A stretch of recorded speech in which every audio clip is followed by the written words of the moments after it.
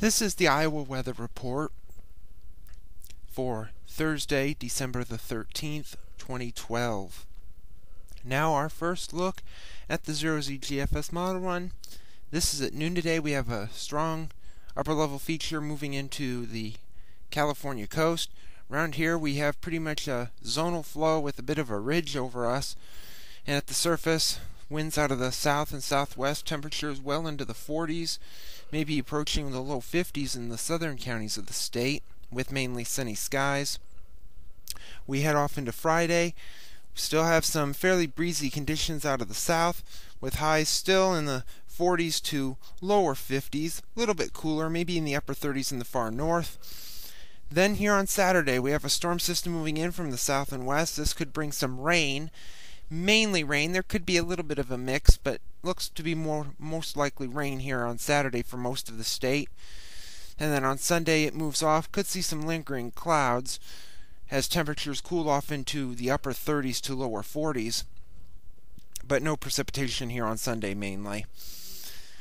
And Monday still dry, well, becoming dry, with temperatures remaining in the 30s to near 40 as some cold air seeps in from Canada, but not overly cold weather. Tuesday we start to see a rebound as the winds start switching back to the south again, maybe a couple degrees either side of 40 with a pretty big snowstorm over the northeast. But we have to look at the system to our south and west here on Wednesday, a low pressure beginning to develop near the Oklahoma Panhandle, but you can see the lack of any precipitation with it, so it looks to be mainly dry. And then a week from today on Thursday, that system lifts out into the Great Lakes. Another system dives into the southwest behind that one. And with this, we'll see some precipitation breaking out to the east of the state, some rain, some snow in the Great Lakes. Could see some rain and snow Thursday during the day early before leaving late in the day into Thursday night and into early Friday. A couple days later on Christmas Eve, we have a ridge over us, trough over New England, another piece of energy coming into the west coast. And with this pattern, if this was to be right, this would have some fairly cool conditions, but mainly seasonal conditions, with winds starting to come back around to the south, so highs mainly in the 30s if this was right, and mainly sunny. And at the end of the forecast on the 28th, we have a trough axis right over us, some energy there. Another trough moving into western Canada.